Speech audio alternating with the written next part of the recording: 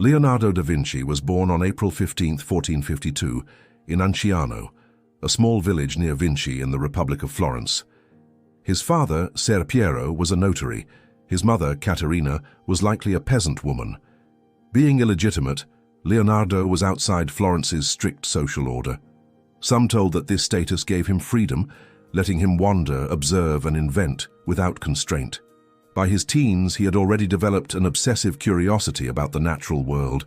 He dissected birds to study flight, sketched water in motion, and mapped the muscles of animals. Reports say he once dissected corpses at night, hiding his studies from authorities who might have condemned him. As a teenager, Leonardo became an apprentice to Andrea del Verrocchio in Florence. Verrocchio's workshop was a Renaissance laboratory.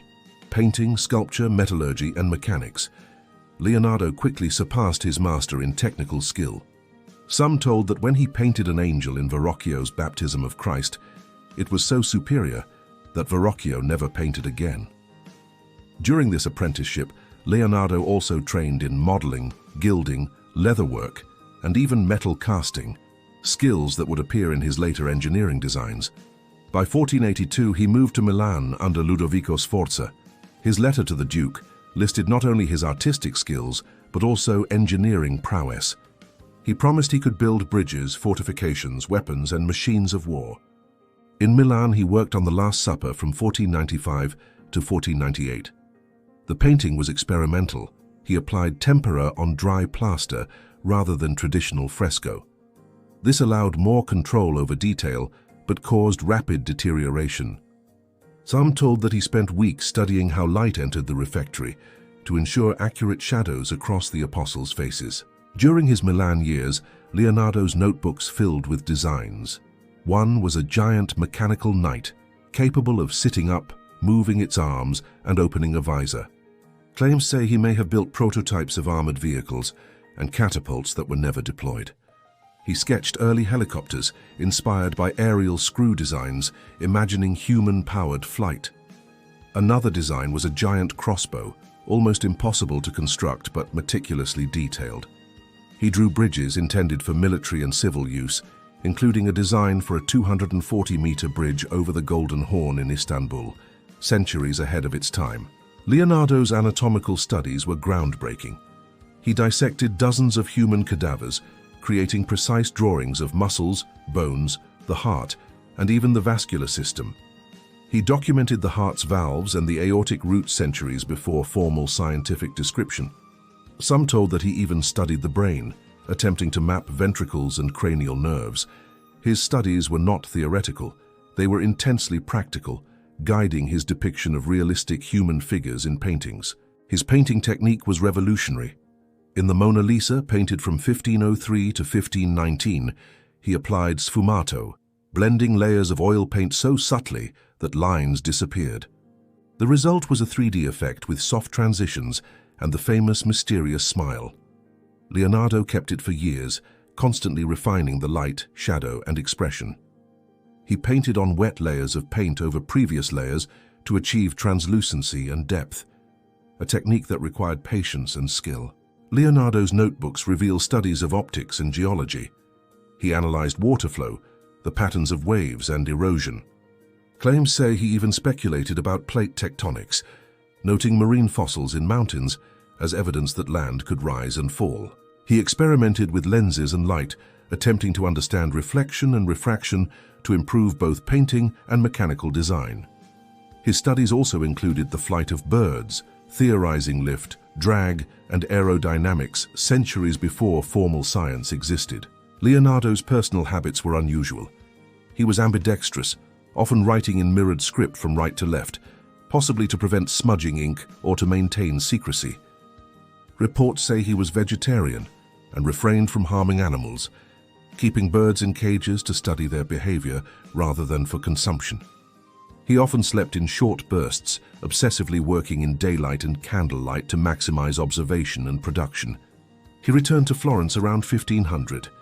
There he began The Virgin of the Rocks and the Adoration of the Magi. He painted figures anatomically accurate yet full of motion and life, integrating his studies of muscles and bones into every gesture. Some told that his patrons often grew frustrated with his slow pace as he would abandon projects mid-completion to follow new obsessions. In 1502, he traveled to Rome and briefly entered the service of Cesare Borgia as a military engineer. He surveyed cities, mapped fortifications, and designed siege devices. Sources say he may have influenced Borgia's campaigns with his strategic maps and mechanical ideas, though documentation is scarce. After Borgia, he returned to Florence, producing some of his late masterpieces, while his notebooks expanded with studies on hydraulics, flight, and anatomy. Leonardo also conceived one of his most ambitious unrealized projects, the Sforza horse. Planned as a colossal bronze equestrian statue, it required 40 tons of bronze. He created full-scale clay models, but the bronze was redirected for weaponry during war. Some told that Leonardo was devastated, seeing the work of years destroyed before it could be realized. This failure haunted him, but the sketches survive, showing his extraordinary grasp of proportion and anatomy for both humans and animals.